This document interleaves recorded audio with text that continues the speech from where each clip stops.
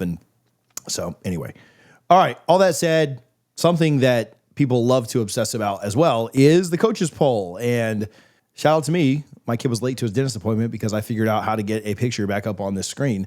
We've got the coaches poll here, courtesy of On3. Thank you guys for the graphic. It was the first one that popped up on Google. So it fit the picture really well. Other people had it as a bad ratio. So thank you to On3 for this as well. Texas 1, Ohio State 2, Penn State 3, Georgia, Notre Dame. You guys can see the rest. I don't need to go through all of them. I have a hot take on the coaches poll. I don't even know if it's a hot take. It is so irrelevant. And the coaches poll is the worst poll that comes out, besides maybe the college football playoff rankings. Because you mean 2023 playoff rankings or every year? Just every year. I've always hated the committee. The committee dropped an undefeated Florida State under Mississippi State back in 2014, and I've hated them ever since then. So it's not even a 23 thing. This is a long-standing hatred that I have. I think Mississippi State finished with like 3 or 4 losses that year too. But anyway, all that said, the coaches poll drops. I think this is so irrelevant, but people love it and they talk about it. And so here we are doing it too. Some SID at 25 schools here just, filled this out. I think very little coaches, maybe Lane would be an exception, actually fill this out themselves. But whatever, it comes out every year and it is a talking point.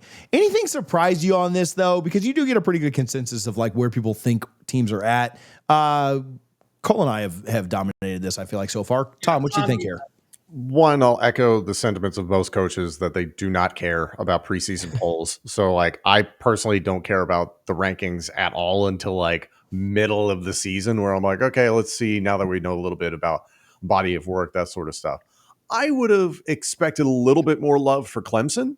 I think that the ACC is what's holding them down, I guess. Yeah. And even though there are a lot of people that project that Clemson could win the ACC and be in contention for the national championship this year, kind of expected to see Clemson a little further ahead, considering their questions at the most important position in football are far less than those of Ohio State and Notre Dame. And I know everybody wants to anoint Arch Manning, but we don't have that much data on Arch Manning.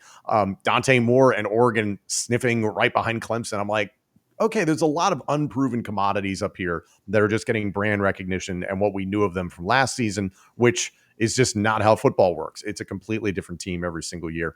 I think the thing that's really funny is that if you actually cared about this, then a team that was a conference champion and got a bye in last year's playoff is the 25th ranked best team in the country in Boise State.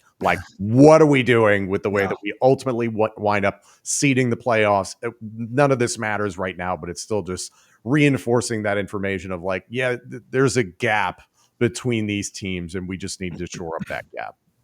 So for me personally, I'm at that stage of life where I'm not going to get in arguments over small little things. I talk to people all the time. Who are your top 4 quarterbacks in the NFL? And as long as you have Patrick Mahomes, Josh Allen, Joe Burrow, and Lamar Jackson in any order, you know what? Cool. I'm not going to sit here and lose sleep over it. It's the same way I feel about this coaches poll. You have 9 teams that I think can truly win the national championship, and they're 1 through 9. If you have them in any order, LSU 5, Clemson 1, Penn State 2, Texas 7, Alabama 9, it doesn't bother me. Those 9 teams feel like the most complete rosters and the teams that we expect to go to the college football playoff this year. So I agree with Tom. I think that Clemson should be at least in the top 4 based off what they have in returning production. I love the Tom Allen hire. I think their defense is going to be stout.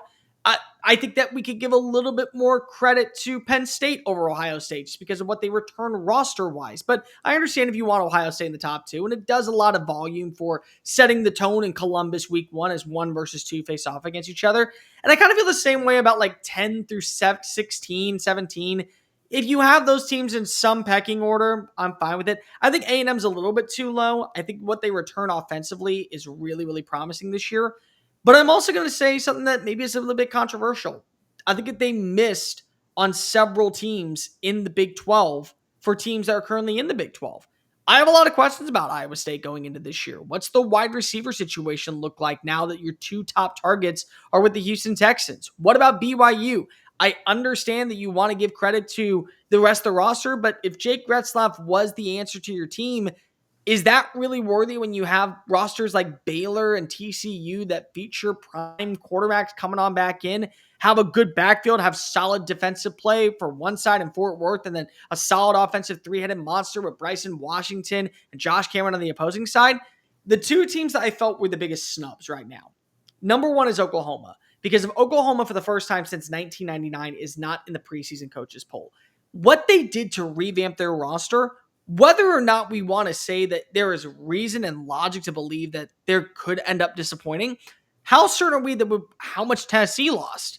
They're worthy of being in the top 25. Like how much with Indiana losing, they're worthy of being in the top 25. How much SMU lost, they're worthy of being in the top 25. So have a sigma and have a balanced line of what you're looking at in terms of this is the criteria to be in the top 25. And then Georgia Tech. Like that one is so mind-boggling to me because I'm so high on the Yellow Jackets and I get it. I may be dying on a hill of them as a college football playoff threat, an actual threat to dethrone Clemson in the ACC, but they have a good roster. They have an absolute stud version of what you have in terms of the quarterback and running back tandem. They brought in two really good wide receivers from FIU. Their defense has 8 returning starters, and they have a coach that took Georgia to 7 overtimes. Like, show them at least a little bit of respect. And I agree, USC, that's another team that if you don't have them in your top 25, I can understand it, but I personally would have them in the top 25. Maybe I'd have them closer to like 21 or 20, but the way that their offense is built right now and the way that I think their defense is going to respond this offseason, they at least belong somewhere in that bottom half range. 17, 18. Florida State at 43rd, just in case anybody was wondering. And the others, we did get some votes. Yeah, you mentioned Oklahoma. They were snubbed. They were the first team voted out with 221 votes, just 25 votes, 25 votes behind Boise State. So they were close. And it felt like for Boise State to be 25th. I kind of agree with Tom. Like maybe a little bit funny. It just felt like a charity. It wasn't charity. They lost their star running back that kept them in the playoff hunt. But here's 25. We'll throw them in for the heck of it. Missouri, not in here. Now I know they've got some changes and stuff too, but they were the second team voted out. Louisville right after would be one. Georgia Tech is the one that's interesting to me too. You've got Texas Tech in off of. Now listen, very expensive roster. They made some huge splashes. You essentially have Texas Tech in because of the money they've spent and the preseason hype, but don't have Georgia Tech even close. Georgia Tech got 27 votes, right? Like they're quick math would say 31st, 32nd, somewhere in there. No, even further. Yeah, closer to 40. Late 30s in that one. So to not even have them close to being in, got 27 total votes is a little bit mind-boggling. But to, like you just said, to keep BYU in, to keep Tennessee so high is maybe a bit of a head scratcher. Again, all of this said, every nitpick, every gripe that I've got, I don't think any of this matters. Like if Florida State wins week 1, not projecting that, they'll be in this thing. If Georgia Tech goes on the road and beats Colorado, I think they'll be pretty close, maybe not in, but I think they'll be pretty close. And by the same token, BYU drops a game early. Tennessee loses to, Syracuse week 1. They'll fall out, and Syracuse is not super far down. They're ahead of FSU, but behind Georgia Tech. They'll get close. So the preseason rankings don't matter. We'll probably do this again next week when the AP poll comes out, unless it's like a direct mirror image. But it'll get sorted pretty quickly. If we see kind of what happens, whoever wins out of 1 and 2, like that'll be your clear one. Clemson gets a big win against LSU. That might be like your 2 or 3 at that point, based on how that goes down. So it will get sorted fairly quickly. But again, I don't know how much of it matters at the end of the day. Let me ask you guys, if you just look at the top 9, Texas, Ohio State, Penn State, Georgia, Notre Dame, Clemson, Oregon, Alabama, LSU. Is that your top 9 going into the year? Yes. Yeah, and to follow that up, I think it pains me to do this. I think I'd take Miami on a neutral field over most of the teams that are behind them too. Like I think the top 10 is, I don't know that I feel like Miami could win a national championship. We'll see. But I actually think the top 10, 11-ish are pretty good. Like if you really wanted to fight against, South Carolina and Arizona State, I mean, fine. Like kind of like Cole said earlier, like whatever. If you want to flop some of those teams around, you really could, 10 through 17. But I think even 10, 11, 12 is maybe when you start to get, but you can't put South Carolina ahead after that bowl game, right? So I kind of like the way they did that too. So personally, and I'll just tell you guys right now because my top 25 is coming out tomorrow. It's not the same as this one, but if you just move Arizona State into the number 10 spot, they're the same 10 teams. Yeah. Arizona State versus Miami would be a fun one, by the way. Very fun game. Very fun game. Now, this was related to the AP poll, not the coaches poll. And so I know I'm jumping ahead a little bit, but I don't know if you guys saw this. I put it in my bookmarks, so let me pull that up real quick. Did you know that last year, 13 teams of the top 25 in the AP poll finished unranked? Quickly: Michigan, Florida State, Utah, LSU, Oklahoma, Oklahoma State, Kansas State, A&M, Arizona, Kansas, USC, NC State, and Iowa. So I don't know that we'll get 13 out of 25 again, because that seems like an abnormally large amount. Obviously, Florida State disappointed. Other teams disappointed as well. But you had a lot of teams finished unranked that were in this from the start. And so I know I like the idea of like, hey, coaches, the polls don't matter at the beginning. Listen, do they impact some things? Yes, because where you're thought of, Georgia Tech and Boston College got top 10 wins last year for beating Florida State. And you get to the end of the year and you're like, those weren't really top 10 wins, but they just happened to be top 10 when you played them. So it does impact some things. At the end of the year, the polls essentially reflect the records. All of your undefeateds are first. All of your one-loss teams are next. All of your two-loss teams are next. Your 3-loss teams are your top 15, 20 teams, and then the bottom of the barrel is your 4-loss, like Big Ten to SEC teams. Like, it all ends up working itself out. And so the people that flip out about it at the beginning, yes, it does impact some things. Yes, you do get some premier wins early because of teams being misranked. It doesn't really matter that much. Before we move on, I do want to ask you guys, there were 13 teams last year that did not finish the season ranked in the preseason. If you look at this roster, is there any team that you see outside of the top 9 that you can guarantee will still be ranked at the end of the year? Guarantee. Now, I'm not saying that they can or can't. I'm saying will, like, guarantee. No question. Guarantee that teams will be ranked that are not inside the top 9. Yes. I see 2. So I think I'm going to say Arizona State solely because of them being a little top heavy there in the Big 12, so that'll help them. I think Miami stays ranked. Miami would have been my one, yeah. Miami is for sure, I think, going to stay ranked. And personally, and this is a shot in the dark because it's a big belief in DJ Lagway, I think Florida stays ranked. And the reason I say Florida stays ranked is because of, even though they have a signature loss, they get a signature win in the process.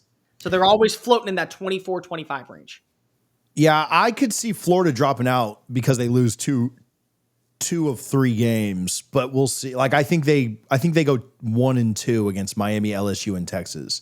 So I do think I wouldn't put Florida. I'd say Miami because I think their ACC schedule is trash. Michigan might be if I had to pick a second one, I might take Michigan. But that's going to depend on that Oklahoma game and that Washington game kind of early. So Kansas State also to me feels like the easy bet. And the reason I say that is because of their perennial 8-4 in the Big 12, but then have that breakout 10-2 season. Because Chris Kleiman is one of the most underappreciated coaches in college football. And like, he just will find a way to guarantee, hey, we're 8-4 every year, bare minimum. And we'll take that. They're consistent. It's tough to do. What was so he's great. Yeah. What was so funny is we were having a conversation on SEC Unfiltered about how Missouri has more 10-win seasons than like 6 other teams in the SEC. But like in between those 10-win seasons, they go 4-8, 5-7, 6-6.